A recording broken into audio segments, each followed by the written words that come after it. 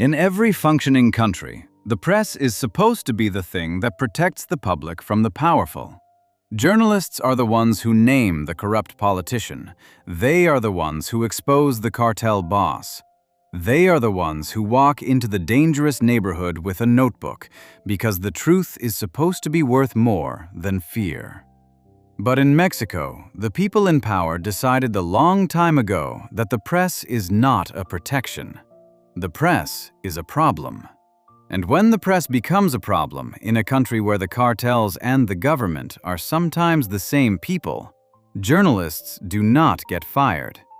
They get found on highways, wrapped in blankets, with handwritten notes beside them. Today, we are covering 10 Mexican journalists who were killed for exposing cartel secrets. What you are about to hear will show you exactly what happens to a country when the people who report the truth start dying faster than anyone can replace them. Case 1. Manuel Buendia, 1984, Mexico City. It was just after 6:30 in the evening on Wednesday, May 30th, 1984. Manuel Buendia Tellez Giron, 58 years old, walked out of his office in the Colonia Juarez neighborhood of Mexico City and headed toward the parking lot where he kept his car.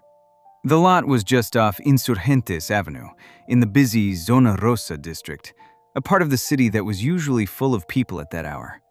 Buendia was a creature of habit. He worked late. He carried a pistol on his belt because he took the threats against him seriously.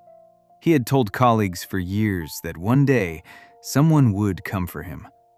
Manuel Buendia was, at that moment, the most read political columnist in Mexico. His daily column, called Red Privada, which translates to private network, ran in more than 200 newspapers across the country through the daily Excelsior. He had spent his career writing about things most reporters in Mexico would not touch. He covered the secret operations of the CIA inside Mexico. He covered far-right political groups. He covered corruption inside the state-owned oil company, Pemex. Most importantly for what was about to happen, he covered the growing connection between the Mexican government and the country's drug cartels. He had won the National Journalism Award in 1977 for that work. Just 26 days before that May evening, on May 4th, Buendia had begun publishing a new investigation. This one was different. He had told friends he believed he had found names. Names of high-ranking Mexican officials who were not just looking the other way for the cartels, but were actively working with them. He believed he was close to publishing a report that would name those officials directly. He never got the chance. As Buendia walked toward his car, a tall man wearing jeans, a black jacket, and a baseball cap stepped up behind him. The man grabbed the back of Buendia's coat to hold him in place. Then he raised a .38 super pistol and fired 4 to 5 times into Buendia's back at point-blank range. Buendia went down on the sidewalk.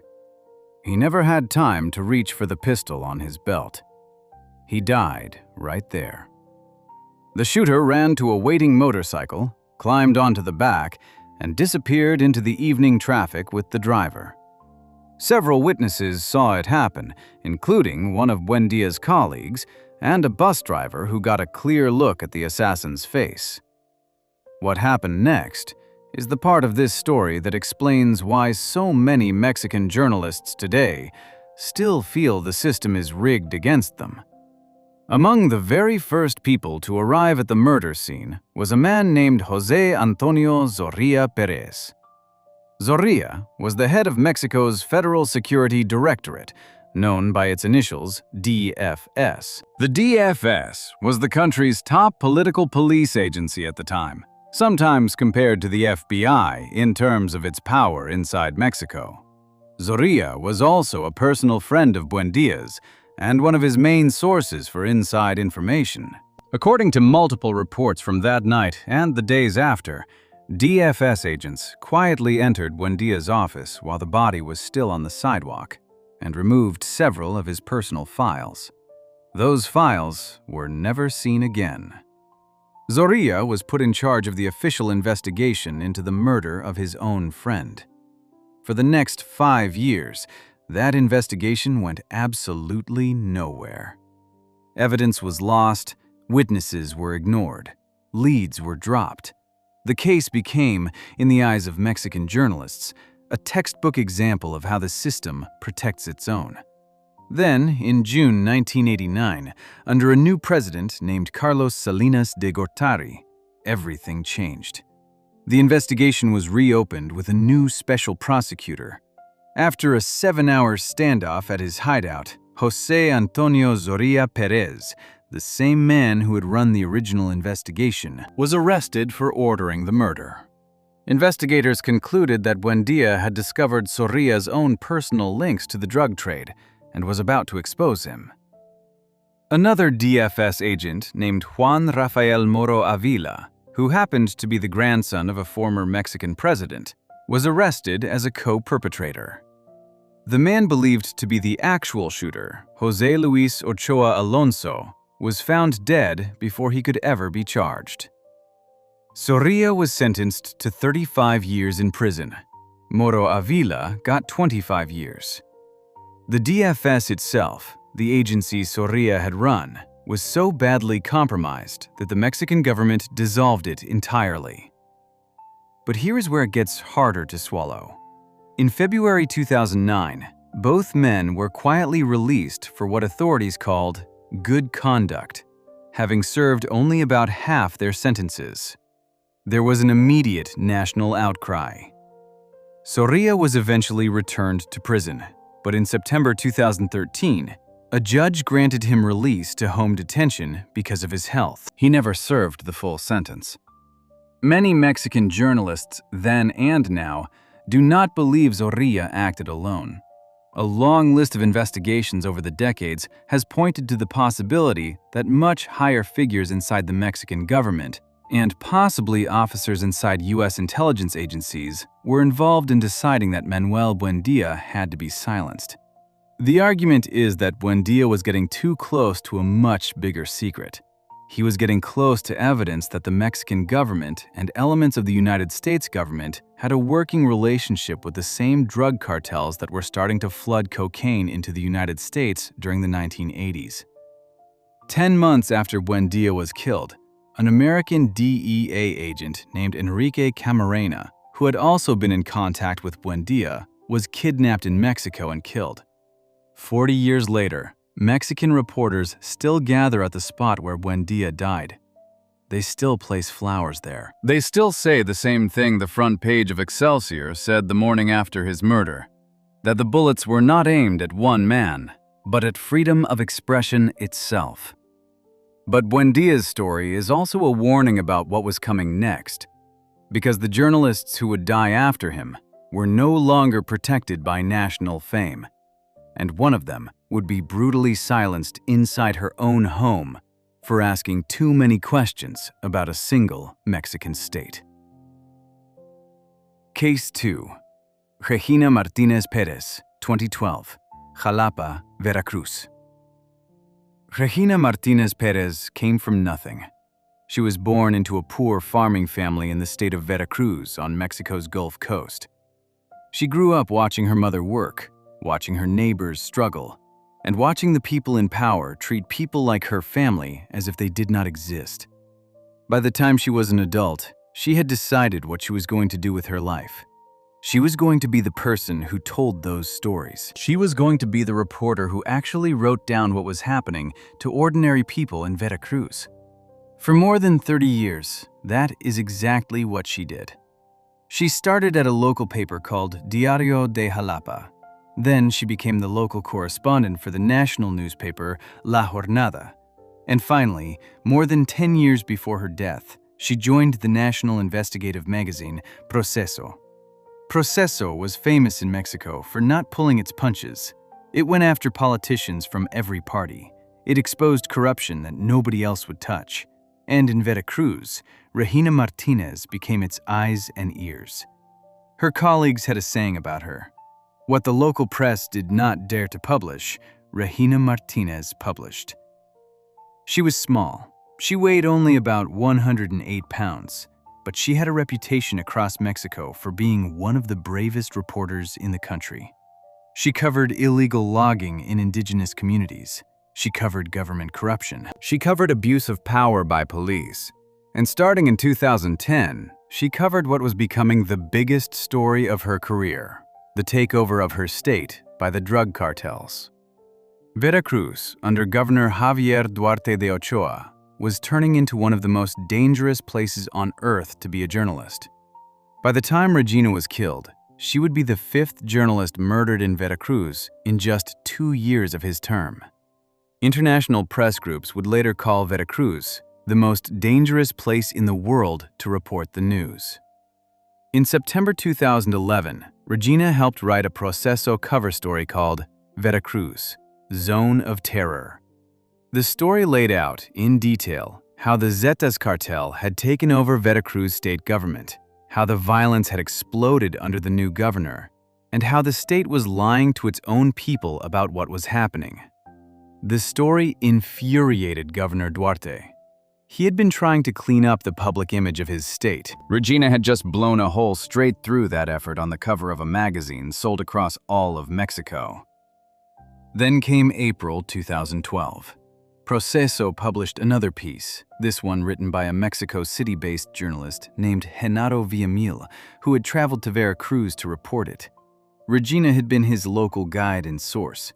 The article accused 2 PRI politicians, Reynaldo Escobar Perez and Alejandro Montano Guzman, of links to organized crime. It was an explosive piece. The issue of Proceso it appeared in was quietly bought up and pulled from newsstands across Veracruz so that fewer people could read it. In the 7 days before her death, Regina was working on 3 stories at the same time. She was reporting on the arrest of an alleged senior figure in the Zetas. She was reporting on the arrest of 9 police officers who were accused of secretly working for a cartel. And she was reporting on a local mayor who had been arrested after a shootout between his bodyguards and the Mexican army. She was killed on Saturday, April 28, 2012. The exact time of the attack inside her home is unclear, but by Saturday evening, a neighbor noticed that her front door was open. Police were called. Inside the house, they found her body. She had been beaten and strangled. Her television, her 2 cell phones, her laptop, and her camera were all missing. She was 48 years old. 6 months later, in October 2012, the state of Veracruz held a press conference and announced they had solved the case. The state attorney general, a man named Amadeo Flores, said a man known by the nickname El Silva had confessed. The official story was that 2 men, El Silva and a man known as El Jarocho, had broken in to rob her. The situation got out of hand, and they killed her. To make the story stick, prosecutors actually got Regina's seamstress to testify that Regina had recently ordered shorter skirts and started wearing perfume. The implication was that she had been romantically involved with one of these men. Her colleagues were furious. They called the entire theory absurd. In April 2013, El Silva was sentenced to 38 years and 2 months in prison. But almost immediately, the case fell apart. El Silva said in court that he had been tortured into confessing and that his family had been threatened. DNA and fingerprints from the scene did not match him. 4 months after his conviction, judges threw out the sentence because of irregularities in the investigation. El Jarocho, the supposed second attacker, has never been found. A senior federal prosecutor named Laura Borboya, who was sent to oversee the case, later told the Washington Post something that says everything. She said that in her entire career, she had never seen a crime scene so badly altered. She said the Veracruz justice system was, in her own word, garbage. And she said that while we may never know who actually killed Regina Martinez, she knew exactly who did not. Governor Duarte was eventually charged with embezzlement, fled Mexico in a helicopter, was arrested in Guatemala, and pleaded guilty to working with criminal elements. Every April, journalists in Veracruz still gather at a public square in Jalapa, which they have unofficially renamed Plaza Regina Martinez. Authorities keep removing the plaque they install, the journalists keep replacing it. Before we move on, if you're enjoying this analysis, please consider subscribing. It helps the channel tremendously. Regina Martinez was killed inside the four walls of her own home, but the next journalist on this list was not allowed even that small piece of privacy, because the cartel that came for her wanted everyone in Mexico to see what they had done. Case 3. Maria Elizabeth Masias Castro, 2011, Nuevo Laredo, Tamaulipas. By 2011, traditional journalism in the Mexican border city of Nuevo Laredo was essentially dead. Reporters had stopped writing about the cartels years earlier. Newspapers had been firebombed. Editors had been threatened. The city sat directly across the Rio Grande from Laredo, Texas, and was completely controlled by one of the most violent criminal organizations Mexico had ever produced, a group called Los Zetas. The Zetas had been founded by former soldiers from the Mexican military, and they had a reputation, even among other cartels, for extreme brutality. In Nuevo Laredo, they ran everything: the police, the local government, the streets, the river crossings into the United States. If a reporter wanted to write about what was happening in their own city, there was almost nowhere left to do it. So the people of Nuevo Laredo built their own newsroom, online. A website called Nuevo Laredo en Vivo, which translates to Nuevo Laredo Live, became the place where ordinary citizens went to share information about cartel activity. The site featured tip hotlines for the Mexican Army, the Navy, and the police. It had a section where users could anonymously report the locations of cartel lookouts and drug sale points. It was, in effect, the only functioning local news source left in the city. Almost everyone who used the site posted under fake names, because everyone understood what would happen if Los Zetas figured out who they really were. One of the most active users on that site went by the name La Nena de Laredo, which translates to the Laredo Girl. Behind that username was a 39-year-old woman named Maria Elizabeth Masias Castro. She also appeared in some media reports as Marisol Masias Castañeda.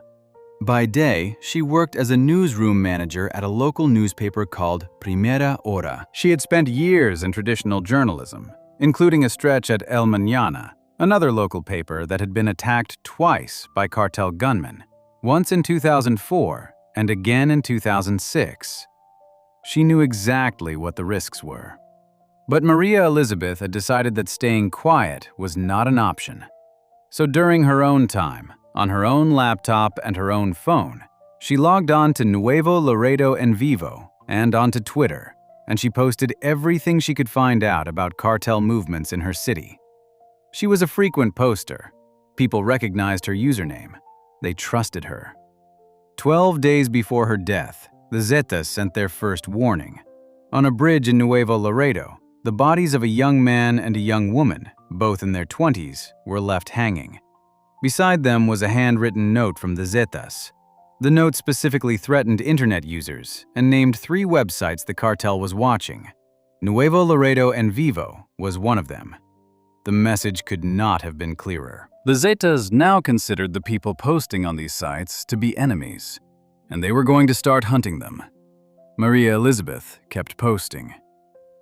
On the morning of September 24th, 2011, residents of Nuevo Laredo discovered something on the lawn of the Christopher Columbus Monument, a well-known stone landmark in a busy section of the city. A body had been left there during the night. It had been arranged on display so that everyone driving past would see it. Around the body, the killers had placed a keyboard, computer cables, and computer disks. Beside the body was a handwritten note. The note was signed with 4 letters, Z, Z, Z, Z, the signature of Los Zetas. When the body was identified, it was Maria Elizabeth Masias Castro. The translated message on the note read, in part, that she was the Laredo Girl, and that this had happened to her because of her own online reports and the reports of people like her, and because she had trusted in the army and the Navy. The note was signed off in a sarcastic, formal way, with a thank you for the reader's attention. Within hours, the chat room on Nuevo Laredo en Vivo filled with users who had recognized her username. They mourned her, they argued, and they all asked the same question. How did the Zetas figure out who she was? Most of them used fake names too. Most of them lived in the same city. If the cartel could trace one anonymous poster to her real name, her real job, and her real home, then any of them could be next. Nobody has ever publicly explained how Los Zetas identified her. The chat room created a digital memorial in her honor, with the message that she would always be present. The Tamaulipas State Attorney General's office expressed condolences and announced an investigation. As of today, no one has ever been arrested or charged for her killing. The Mexican government has not solved the case. What Maria Elizabeth's death meant, beyond the loss of one brave woman, was something Mexican press freedom groups had been afraid of for years. Her killing is recorded as the first documented case in the entire world of a cartel killing a journalist specifically for reporting on a social media platform. Up to that point, cartels had been targeting newspaper reporters, television reporters, and radio reporters. Now they had moved on to ordinary people who were just trying to use the internet to keep their neighbors informed. The Committee to Protect Journalists called it a turning point and said it proved that journalists in Mexico now had to be trained in cybersecurity, not just physical safety. UNESCO's Director General at the time, Irina Bokova, publicly demanded that Mexico do more to protect its reporters. Nothing meaningful changed. Nuevo Laredo en Vivo eventually went silent. Most of the users who had once posted regularly stopped posting altogether. The Zetas had achieved exactly what they wanted. Maria Elizabeth was killed for reporting on a cartel from behind the safety of a fake name.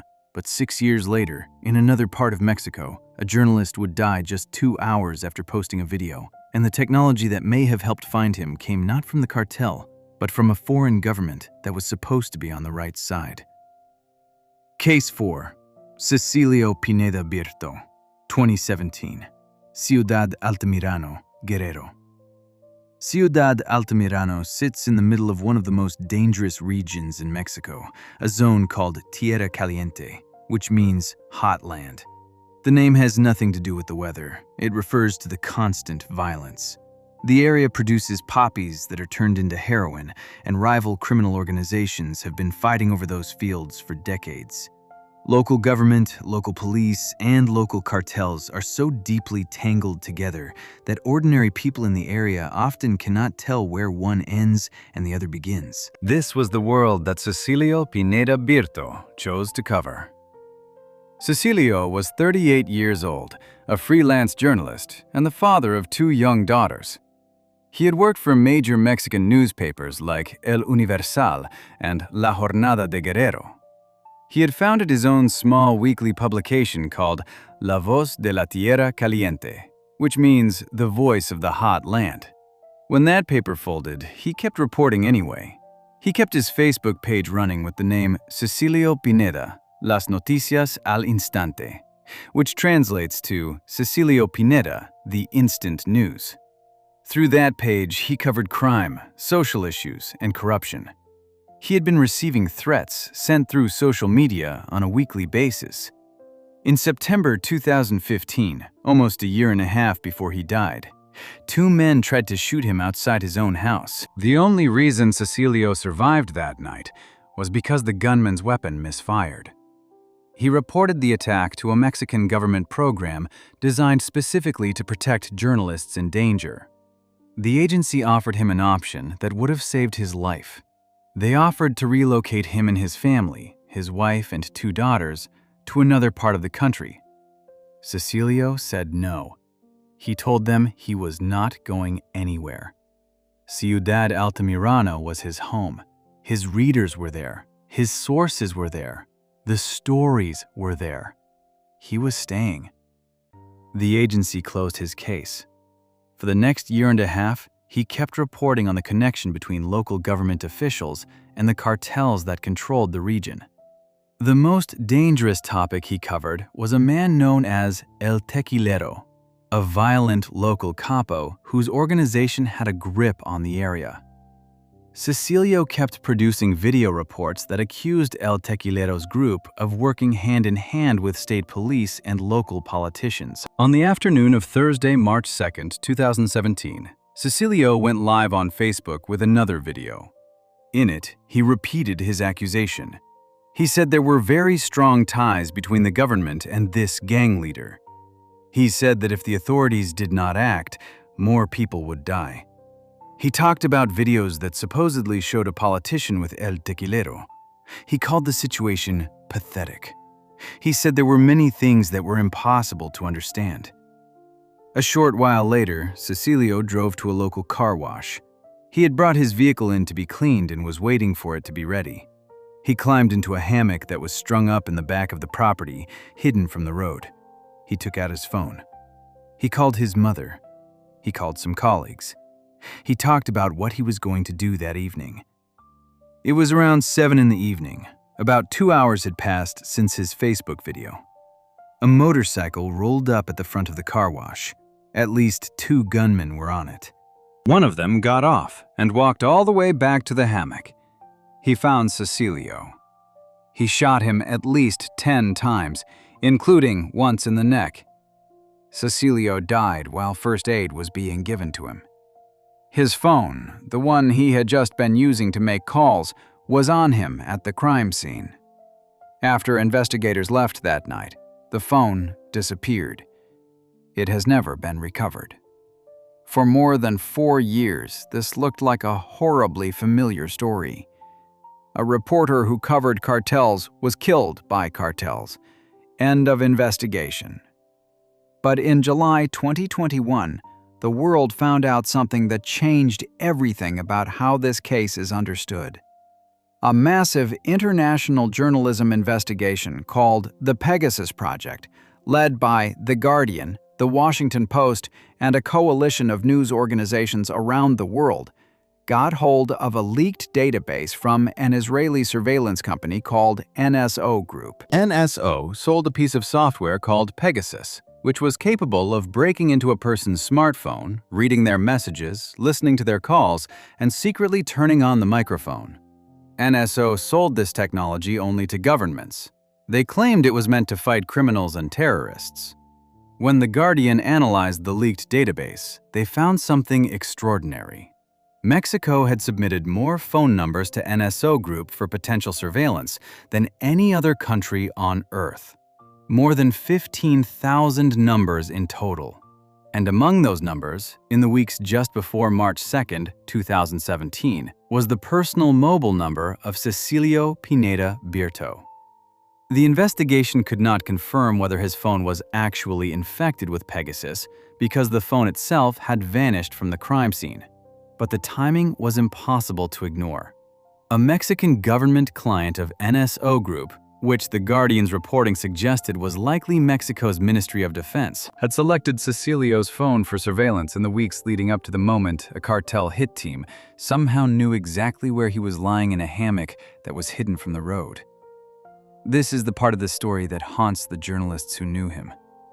Mexico was the first country in the world that NSO Group ever sold Pegasus to, and one of the first known journalists to be killed after his number appeared on Mexico's Pegasus list was Cecilio Pineda. The line between the people who were supposed to protect him and the people who killed him had completely disappeared. Before we move on, if you're enjoying this analysis, please consider subscribing. It helps the channel tremendously.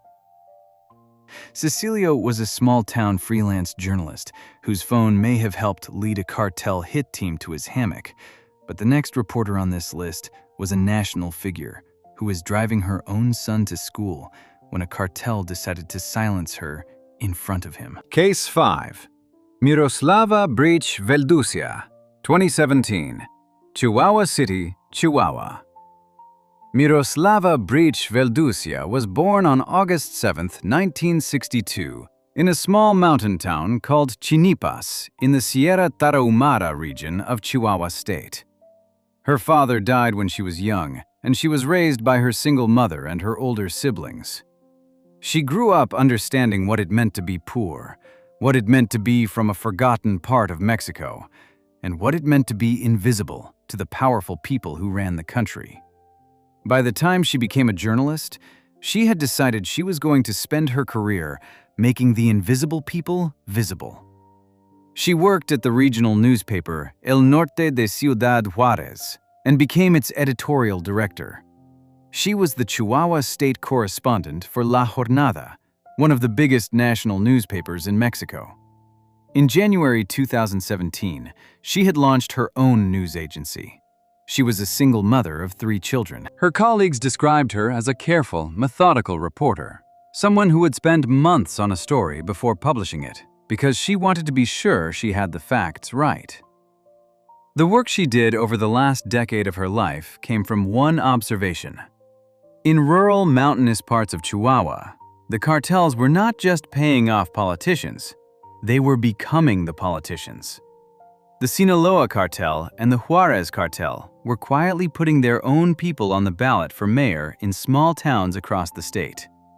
If a cartel could control the mayor of a town, they could control the town's police, the town's budget, and the town's courts. They would not have to bribe anyone. They would just be the government. On March 4, 2016, La Jornada published one of the most important articles of Miroslava's career. The story exposed how cartel members had successfully infiltrated the lists of mayoral candidates for Mexico's 2 biggest political parties at the time, the PRI and the PAN, in several small towns. The story specifically named a Juarez cartel boss known by the alias El Ochenta, whose real name was Carlos Arturo Quintana, as the man pushing certain candidates. One of those candidates was his own mother-in-law, Silvia Mariscal Estrada. She had been preparing to run for mayor of a town called Bachiniva. After Miroslava's reporting was published, those candidacies collapsed. The cartel lost an election it had thought it already owned. Almost immediately, the death threats against Miroslava started. She kept reporting. She wrote about the corruption of former Chihuahua Governor Cesar Duarte Jaques, exposing in November 2016 that he had operated a private network of friends and family that had embezzled around 900 million pesos of public money during his time in office. She wrote about the displacement of indigenous communities by organized crime. She wrote about killings of women in Ciudad Juárez. By March 2017, she was one of the most important journalists in northern Mexico. She was also one of the most marked. On the morning of Thursday, March 23, 2017, Miroslava got up early. Her 14-year-old son was getting ready for school. Today, she was driving him, just like she did most mornings. They both went out to her Renault Duster SUV, which was parked outside her home in the Granjas neighborhood of Chihuahua City. She got behind the wheel. He got into the passenger seat. It was about 3 minutes past 7 in the morning. As she pulled away from the house, a man in a hat appeared at the intersection of Rio Aros and Jose Maria Mata. He had been waiting for her. He had a 9mm pistol. He fired 8 rounds through the windows of her vehicle.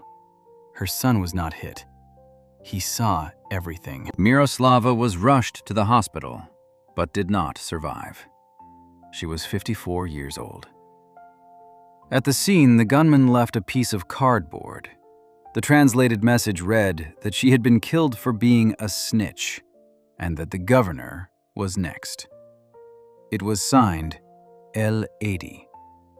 The state of Chihuahua had a new governor at the time, a man named Javier Corral. He stood in front of cameras and promised the country that this case would be solved. For 9 months, very little happened. Then, on December 25, 2017, Christmas Day, Corral announced the arrest of a man named Juan Carlos Moreno Ochoa, known by the nickname El Larry. Investigators identified him as the person who had ordered the killing. Investigators also identified the actual gunman as a 25-year-old named Ramon Andres Zabala. By the time investigators got to him, Zabala was already dead, found in the neighboring state of Sonora. A third man, identified as a driver who had taken the shooter to the scene, was on the run. In one twist, investigators eventually concluded that the order had not actually come from the Juarez cartel boss El 80, even though the note at the scene had been signed with his name. The note appears to have been a deliberate effort to point investigators in the wrong direction. Federal investigators ultimately determined that the order had come from a different organization called Los Salazar, an arm of the Sinaloa cartel that operates in the same mountains Miroslava had grown up in. The man identified as the mastermind was Crispin Salazar Zamorano, head of that group, who had been angered by Miroslava's reporting on his organization's connections to local politicians. On August 21, 2020, El Larry was sentenced to 50 years in prison. Crispin Salazar himself remained out of reach. The driver remained at large. According to Article 19, between December 2012 and the day Miroslava was killed in March 2017, more than 100 journalists had been murdered in Mexico. Almost every one of those cases remained unsolved. Miroslava's son survived the morning his mother was killed, in the car beside him. He has not spoken publicly. Miroslava was killed because of her quiet, careful reporting on cartel politics in mountain towns most Mexicans had never heard of. But the next reporter on this list was an international celebrity in journalism, and the cartel that came for him made absolutely sure the entire world would understand the message. Case 6. Javier Valdez Cardenas, 2017, Culiacán, Sinaloa. If you wanted to understand Mexico's drug war, you had to read Javier Valdez Cardenas. There was no way around it. For 2 decades, almost every serious foreign reporter who flew into Sinaloa to write about the cartels would meet up with Javier first. They would sit down with him for a beer. He would tell them what was actually happening. He would explain who was at war with who, and most importantly, how to stay alive while reporting in a state run by one of the most powerful criminal organizations on earth, the Sinaloa cartel. He gave foreign journalists what he called survival strategies. He had spent his entire life in Culiacán, the capital of Sinaloa, the home base of the cartel that bore the state's name. Javier was born in Culiacán on April 14, 1967. He studied sociology at the Autonomous University of Sinaloa. He spent the early 1990s working as a local television reporter and then moved into newspapers. In 2003, he and a small group of fellow reporters from a paper called Noroeste did something almost no one in Sinaloa thought was possible. They started their own independent weekly newspaper. They called it Rio 12, which translates to River 12. It would become one of the very few news outlets in Sinaloa that did not depend on government advertising money to survive. That independence is what made it dangerous. Rio 12 kept covering the Sinaloa cartel. It kept naming names. It kept exposing the connections between politicians and traffickers. In September 2009, somebody threw a grenade at the offices of Rio 12. The building was damaged, but no one was hurt. Javier and his colleagues kept publishing. He also wrote books. He published Miss Narco, which was about the lives of the women who became the wives and girlfriends of cartel figures. He published Los Morros del Narco, which translates to The Kids of the Drug Trade, about the very young recruits the cartels were pulling in. He published Narcoperiodismo, a book about what it actually meant to be a reporter in this kind of war. In 2011, the Committee to Protect Journalists gave him their International Press Freedom Award, one of the most respected honors a journalist can receive anywhere in the world. In his speech in New York, he said something that became famous. He said he had told the story of the tragedy Mexico was living, a tragedy that should shame the country. He said the youth of Mexico would remember this as a time of war. He said their DNA was tattooed with bullets and guns and blood. and that Mexico was killing its own future. In May 2016, Javier sat down for an interview with the Global Initiative Against Transnational Organized Crime. During that interview, he said something that, looking back, feels like a warning. He said his biggest fear was not the narcos. His biggest fear was the government. In January 2016, the most famous figure in the Sinaloa cartel, a man named Joaquin El Chapo Guzman, was recaptured. He was extradited to the United States in early 2017. With the founder of the cartel gone, an internal civil war broke out. On one side were El Chapo's sons. On the other side was his former right-hand man, a figure named Damaso Lopez Núñez, known as El Licenciado, and his son, Damaso Lopez Serrano, known as Minilic.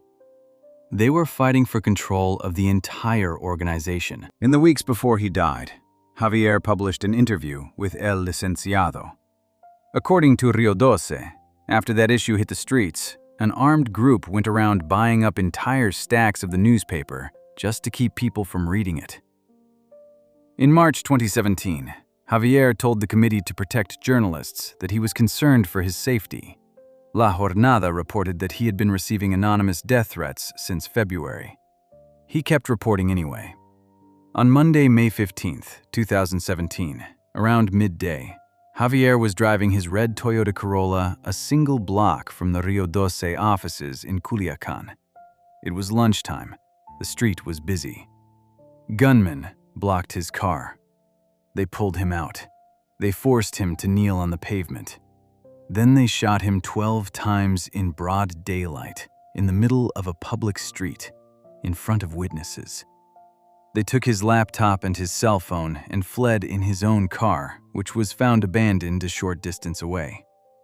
Javier was 50 years old. His signature straw hat lay on the ground beside his body. There was a darker symbolism in how he was killed that nobody in Mexican journalism missed. His newspaper was called Rio Doce, River 12. He was killed with 12 bullets. Around 12 in the afternoon, a block from the office. The investigation eventually established what had happened. The order to kill Javier had come from Minilic, the son of El Licenciado, who blamed Javier's reporting for harming his side of the cartel war. According to Rio Doce, the men who actually carried out the killing were given a silver pistol as a reward, with the images of Minilic and his father engraved on it. Minilic himself surrendered to United States authorities in July 2017 on separate drug charges. The alleged gunman, a man known as El Diablo, was found burned to death inside a vehicle in the state of Sonora before he could be questioned. 2 other men involved in the operation were eventually arrested and sentenced. One received 14 years and 8 months. The other received 32 years. Inside Mexican journalism, the loss of Javier Valdez was treated as a national wound. The International Press Institute called Mexico the deadliest place in the world to work in the media. A digital memorial to Javier was eventually built inside an online library that hosts the work of murdered journalists from around the world. Before we move on, if you're enjoying this analysis, please consider subscribing. It helps the channel tremendously.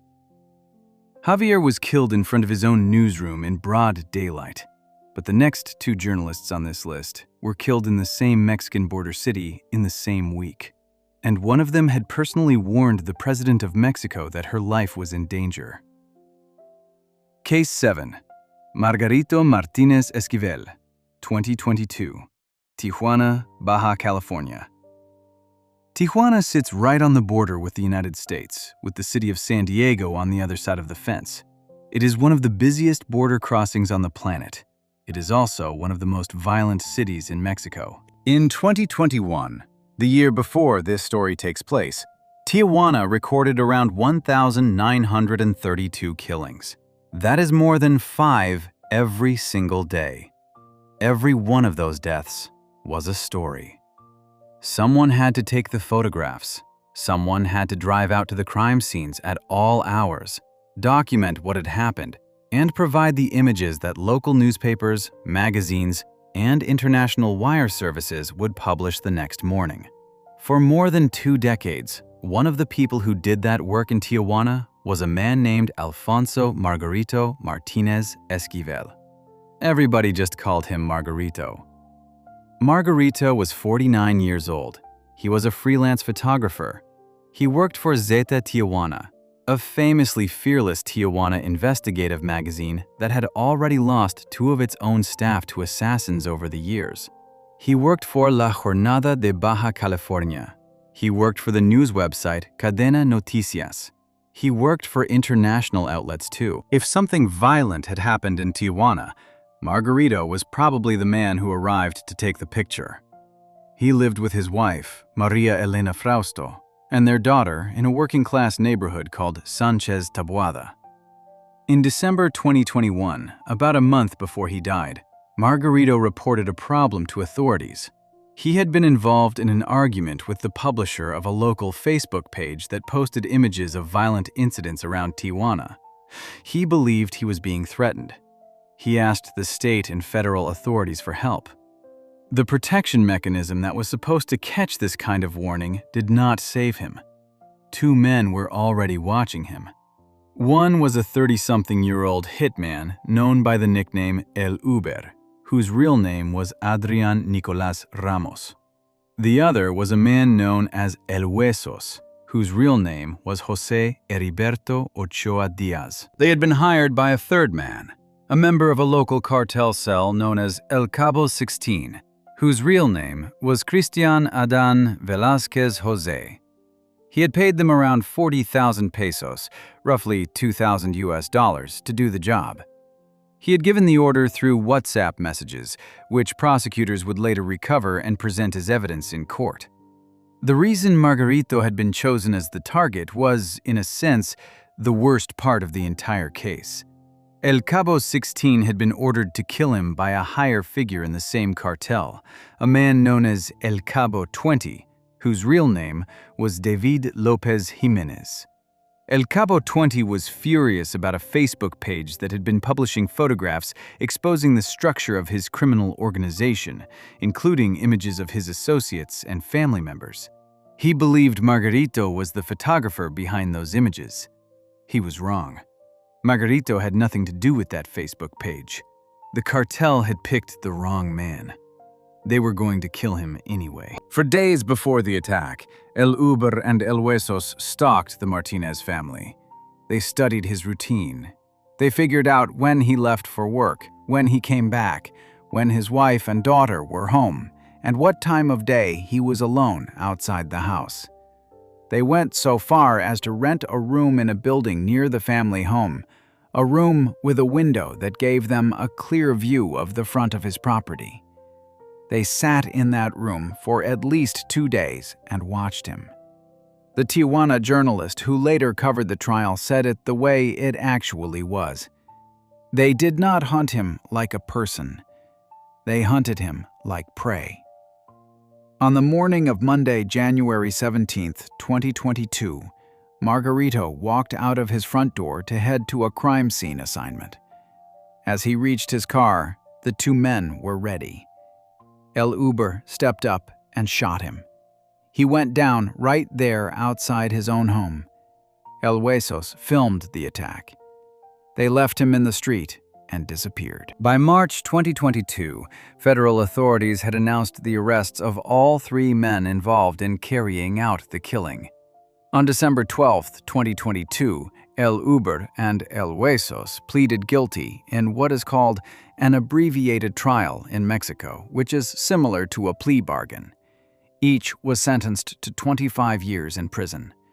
They had been paid the equivalent of around $1,000 each for the job.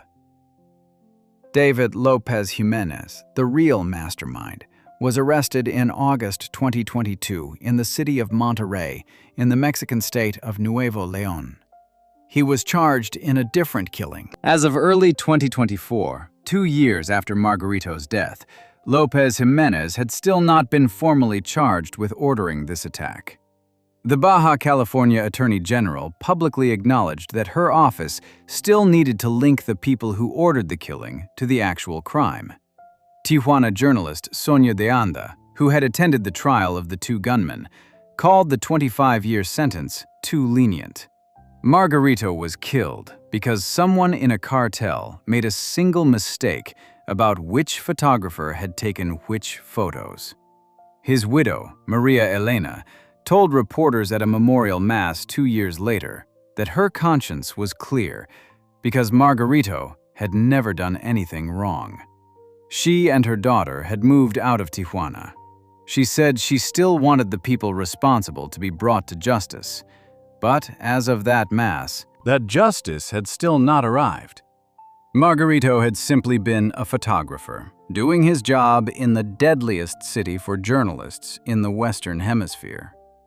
Margarito was killed for photographs he had not even taken. But 6 days later, in the exact same city, another reporter would be killed in front of her own home, and she had personally told the President of Mexico 3 years earlier that this was going to happen. Case 8. Lourdes Maldonado Lopez, 2022. Tijuana, Baja California. Lourdes Maldonado Lopez had warned everybody. She had warned her colleagues. She had warned her family.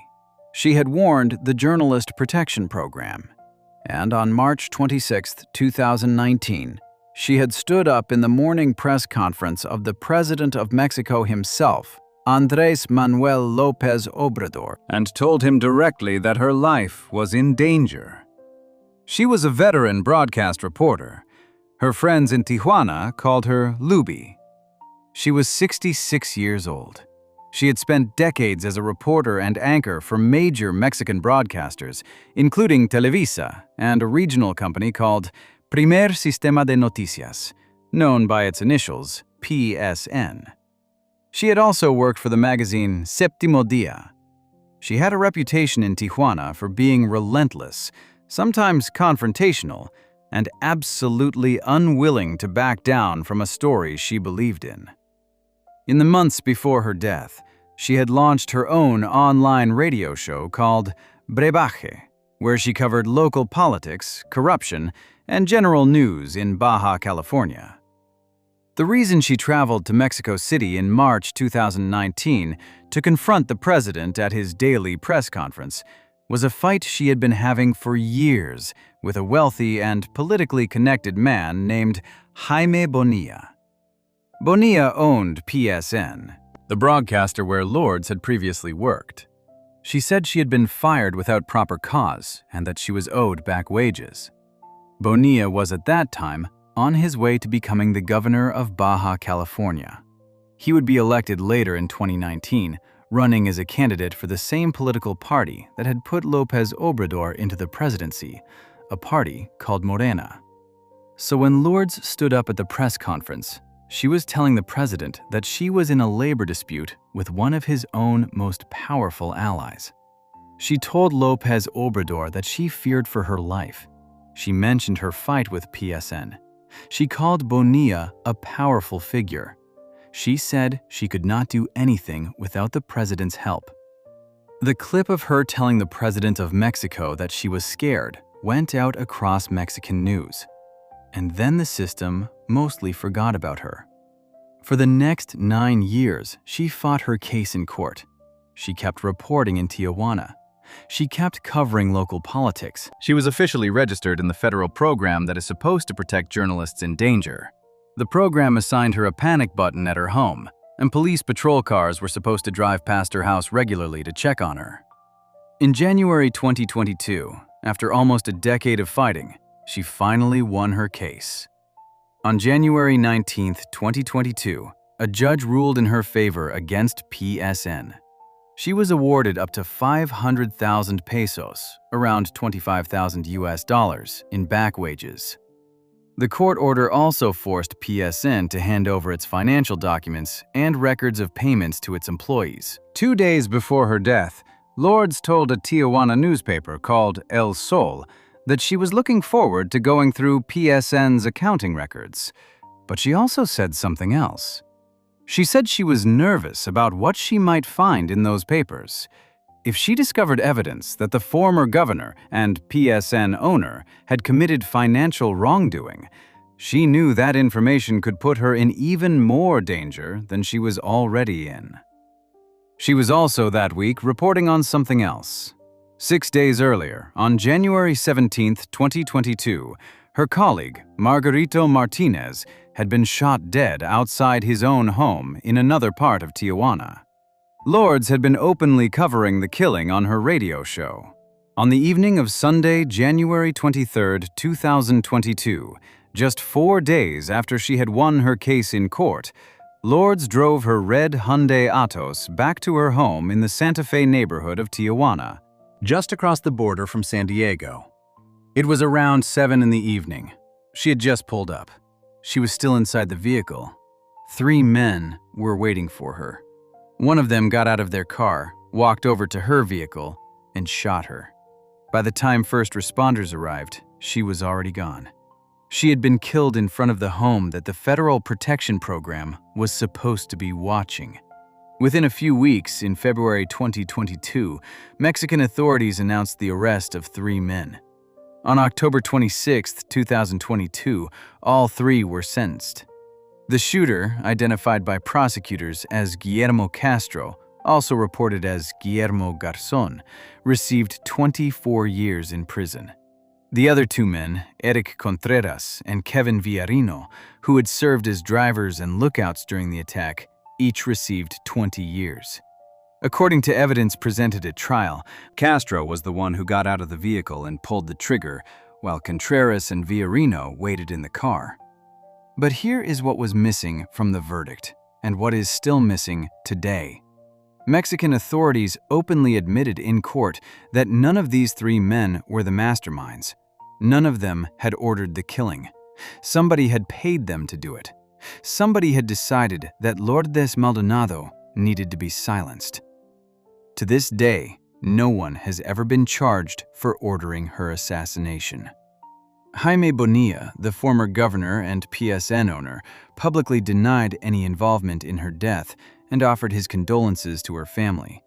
The Baja California State Attorney General has acknowledged that her office still needs to identify and charge whoever sent those 3 men to her home that night. Lourdes Maldonado was the 3rd Mexican journalist killed in just the first 3 weeks of 2022. After her death, the head of the Committee to Protect Journalists for Mexico publicly stated that the first 6 weeks of 2022 had been the deadliest period for Mexican journalism in over a decade. Tijuana reporters held a candlelight vigil for her in the city's Rio zone. They asked the same question they had asked after every previous killing of one of their colleagues. Who would be next? Before we move on, if you're enjoying this analysis, please consider subscribing. It helps the channel tremendously. Lourdes was killed in front of her own home in Tijuana, but the next reporter on this list would die more than 2,000 kilometers away in southern Mexico, just minutes after publishing a small article about a local corruption case that almost no one outside of his town would have ever read. Case 9. Heber Lopez Vasquez, 2022, Salina Cruz, Oaxaca. Salina Cruz is a Pacific port town in the south of Mexico, in a part of the state of Oaxaca called the Tehuantepec Isthmus. It is the kind of place most people outside of Mexico have never heard of. The economy revolves around the port, the local oil refinery, and the fishing industry. It is small enough that local politicians know each other by name. It is also small enough that local journalism, when somebody is willing to do it, can hit very hard. For nearly 2 decades, the journalist who hit hardest in Salina Cruz was a man named Heber Lopez Vasquez. Heber was 39 years old. He was a husband and a father of 2 children. He had spent 18 years in journalism. He had previously worked as a reporter for the Mega Noticias broadcaster. But like several other journalists on this list, by the early 2020s, he had built his real audience online. In 2014, he founded a Facebook news page called Noticias Web He later founded a second outlet called RCP Noticias. Together, the two pages had around 135,000 followers. For a small town in southern Mexico, that was an enormous audience. He was, in effect, the most influential journalist in his region. What made Heber dangerous to the people he covered was that he did not bother to soften his reporting. He went directly after corruption. He went directly after political abuse of power. His reporting tended to focus on local politicians in the Salina Cruz region. He was particularly hard on the mayor's office, on municipal officials, and on figures connected to federal projects in the area. He was loud, he was constant, and he was, for a lot of powerful people in his town, a serious problem. In 2019, 3 years before he died, Heber had publicly reported that he had been receiving direct death threats from the bodyguards of the man who was, at the time, the mayor of Salina Cruz, Juan Carlos Atecas. Heber had taken the threats seriously enough to make them public. As far as anyone has ever publicly explained, no real action was taken to protect him from those threats. By February 2022, Heber was reporting on the upcoming municipal elections in Salina Cruz. On February 9th, he published a short article on Noticias Web. The piece accused a former municipal official named Arminda Espinosa Cartas of corruption. Heber alleged that she was trying to pressure local people into voting for her in the elections that were coming up the next month. The article was not long. It was not on the front page of a national newspaper. It was a Facebook post on a regional news page. But in a town like Salina Cruz, where local political reputations are everything, a piece like that could destroy a career. The next day, Thursday, February 10th, 2022, Heber went to his recording studio in the El Espinal neighborhood of Salina Cruz. He used the studio for filming and producing his news content. It was the late afternoon. He was about to enter the building. A vehicle pulled up. At least 2 men were inside. One of the men got out, walked up to Heber as he was reaching the door of his own studio, and shot him at close range. Then the gunman jumped back into their vehicle and tried to flee. This is the part of the case where something unusual happened by Mexican standards. Salina Cruz municipal police were close enough to respond almost immediately.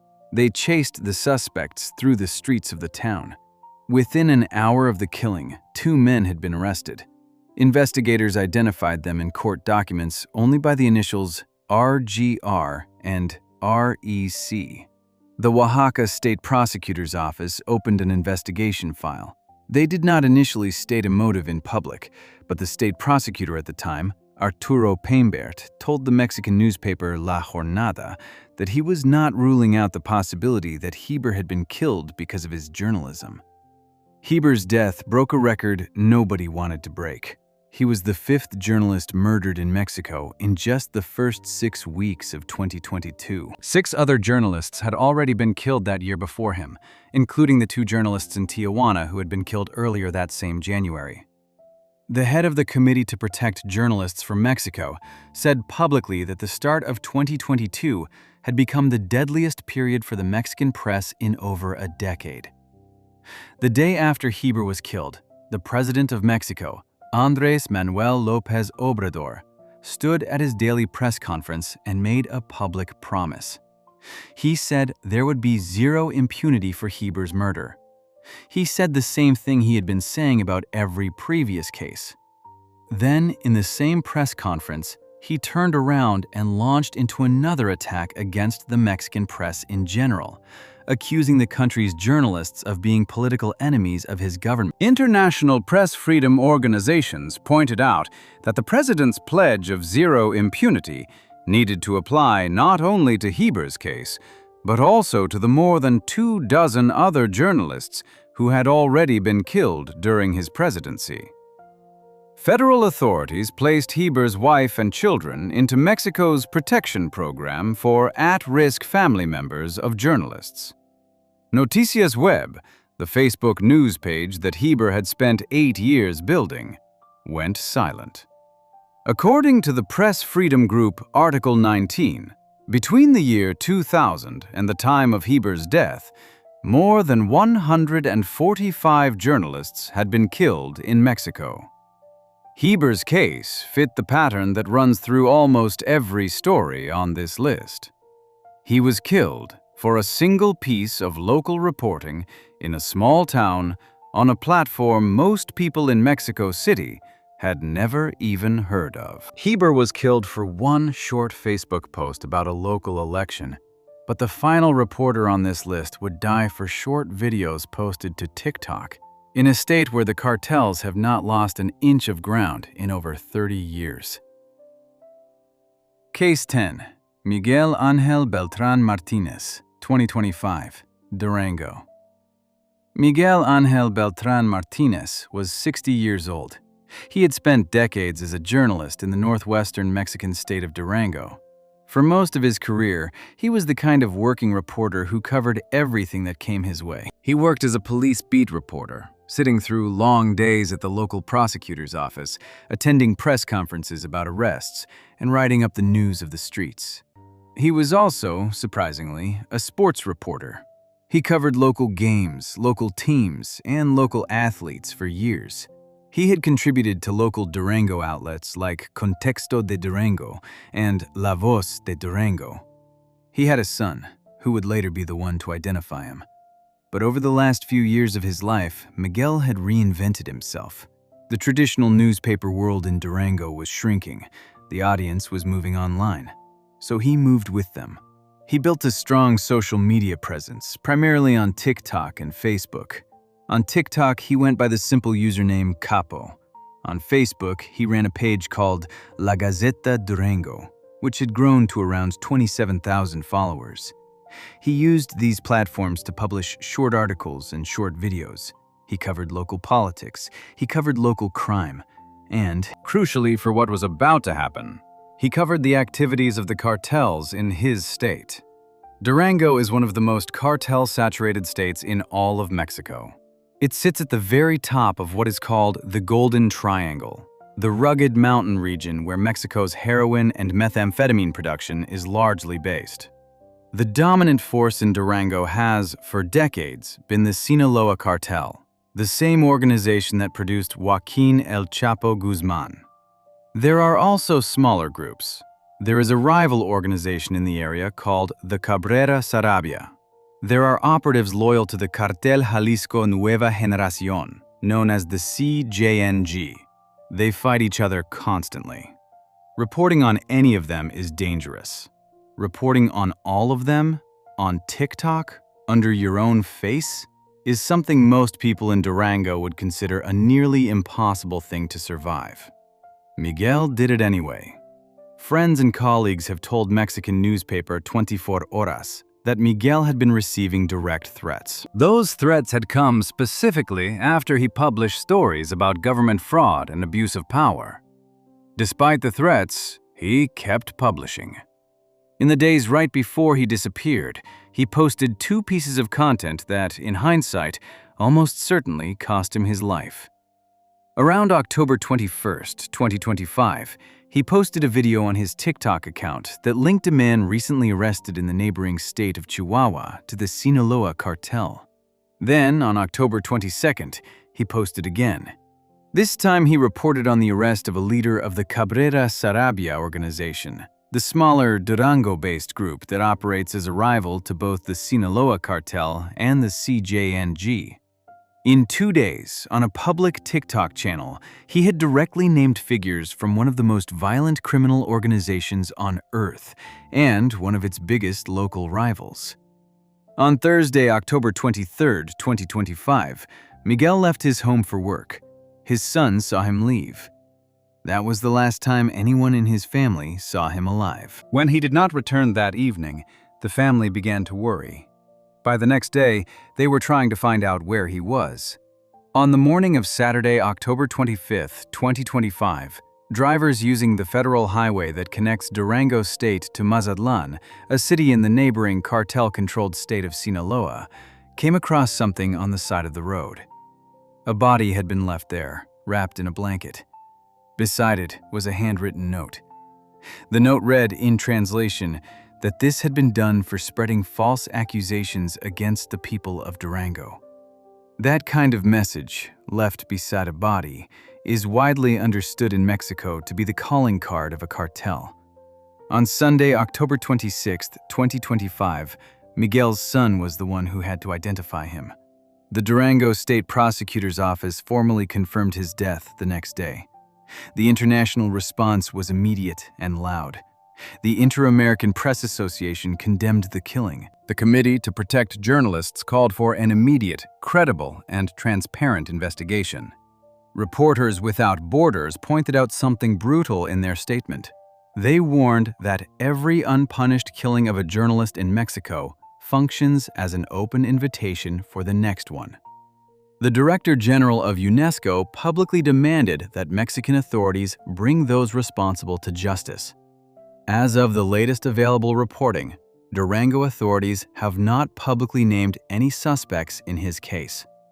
Miguel was, depending on which press freedom organization you consult, somewhere between the 7th and the 9th journalist killed in Mexico in 2025 alone. He was killed in the same year that Mexico continued to hold its position as one of the deadliest countries in the world for journalists. According to Article 19, since the year 2000, more than 174 journalists have been killed in Mexico, and an additional 31 have been disappeared. Miguel's case is also part of an even more specific pattern that has emerged in recent years. In November 2024, less than a year before Miguel was killed, another social media journalist named Javier was found dead under similar circumstances, with a similar handwritten message left beside him. The pattern is unmistakable. Cartels in Mexico are now systematically targeting independent social media reporters who do not have the institutional protection of a major newsroom behind them. They are killing them, and they are leaving handwritten notes beside the bodies, knowing that the message will spread across the very platforms the journalists used.